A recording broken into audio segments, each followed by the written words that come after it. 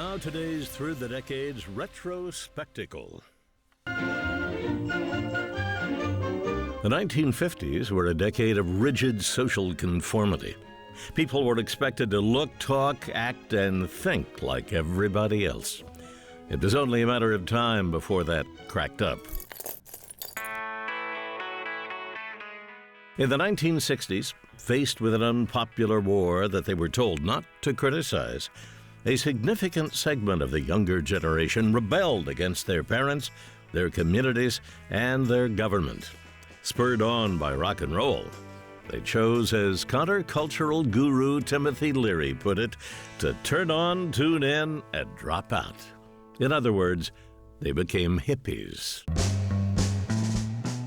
The long hair, the stoner speech patterns, the peace symbols, and the flower power, at the time they were viewed as a very real threat to the American way of life.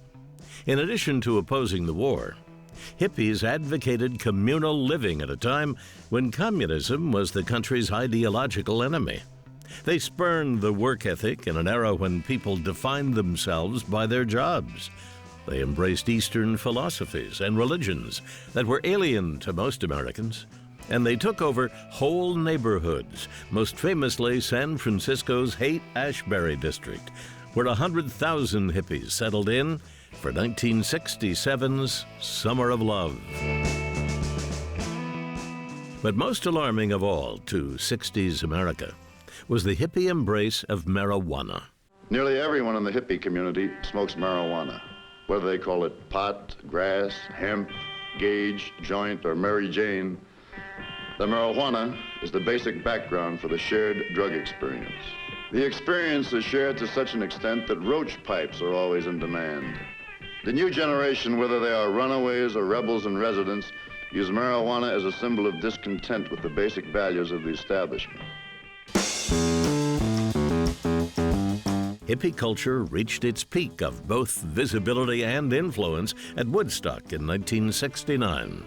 Billed as 3 days of peace and music, the festival was also a celebration of free love and chemically altered consciousness. The darker side of all these freedoms started to surface in the 70s, with acid casualties and rampant STDs. And as hippies aged and had children of their own, they inevitably became less radical. By the late 70s, they were all but extinct. Still, their legacy remains strong. They didn't stop the war, but they did give America more relaxed standards of dress, sexuality, and recreational drug use. And of course, every major music festival still strives to be the next Woodstock. Maybe no one says groovy or out of sight anymore, but where it counts, we're all still a little hippie.